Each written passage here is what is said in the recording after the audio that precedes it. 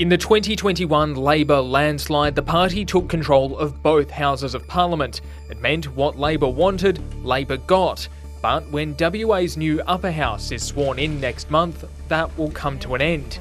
The government will once again have to negotiate. What's not negotiable is Western Australia's plan to keep the economy the strongest in the nation, to continue to grow the jobs, to continue to grow our manufacturing sector, to create the jobs of the future. As the largest portion of the crossbench, the Greens will be trying to extract everything they can over the next 4 years. After being relegated to a single member in the upper house last term, the minor party's once again expecting to have at least 4 MPs in the chamber this time around.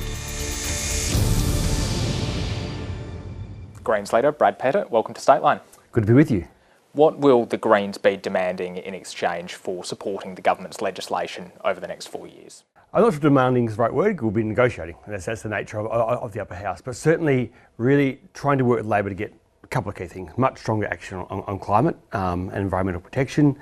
Action on housing and cost of living, they're undoubtedly there. And we've seen Labor, I think, be pretty timid on both those things over the last 8 years. And we hope that by Labor needing our votes in the upper house, that we can push them to be more progressive, more ambitious in the next 4 years. We have seen this government, lean into gas, weaken the EPA in the eyes of some. They would have support from the Liberals to do that. How do you see, I guess, the Greens' ability to get any leverage there? Is there an ability to get leverage there? I think so, because Labor, whilst they have done both of those things, they've also talked up that they want to be about decarbonisation, kind of making the most of, WA's extraordinary opportunity to be a renewable energy superpower.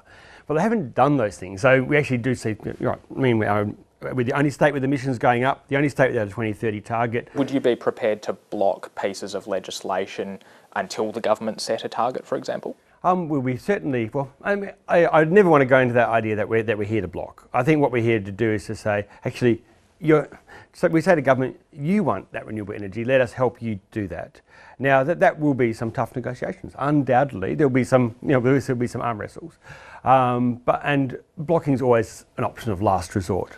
Have you learned some lessons from your federal counterparts, I guess? They've come under criticism for not taking the wins they've got, seem to have put some people offside with their negotiating. What have you learned from that? Yeah, look, I do think it's been interesting to watch, and I'd be fair to say that it was a pretty bumpy ride between certainly the Greens and the Albanese government the last few years. That said, they did get some wins, so I think due credit to my colleagues for doing that. But it's also, I think, certainly look from the outside at least, has been a pretty antagonistic relationship, and I think that's probably hopefully unnecessary. And one we're starting with a clean slate here. And I think there are lessons learned around how we can actually work together. That said, there's going to be differences, and there's going to be, we're competing political parties, so there will be arm wrestles on that. But I'm hoping it can be much more based around really good conversations around trying to get things done together, rather than us trying to strong arm and kind of be perceived as blockers, because I think that's in no one's interest. I just want to ask you about something you said in Parliament yesterday. You said it's time that we started to have a conversation about how we actually seek to ensure that house prices no longer go up. Yeah. What do you mean by that? Yeah, that's and I think this is it's a conversation that Australia and Western Australia needs to have. The idea that my kids, that everyone's kids, unless they inherit money, can't afford a house in this state is outrageous. And I think we actually need a serious conversation that says, what are the things that we need to do to actually stabilise house prices? How do you do that? There's around our housing crisis around house prices is entirely a result of government policy. A lot of these are federal government policies around negative gearing, capital gains discount and those kinds of things.